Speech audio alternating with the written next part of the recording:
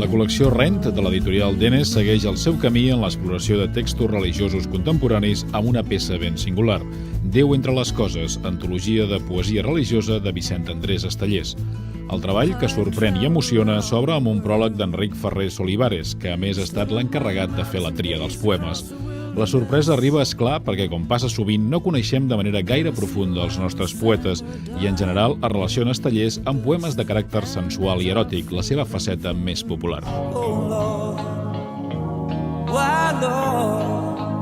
Però aquest llibre ens aporta una nova visió del poeta de Burjassot, una mirada que el situa com el que molts ja sabem que és, un gran poeta i un home preocupat per anar cercant la veritat i la puresa dels sentiments, siguin quins siguin, a través dels seus versos.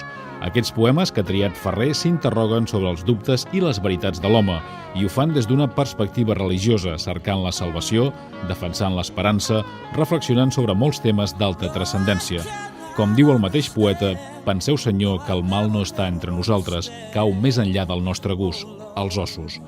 Déu entre les coses, antologia de poesia religiosa de Vicent Andrés Estellés, una selecció d'Enric Ferrer Solivares que publica Denes dins la col·lecció Rent.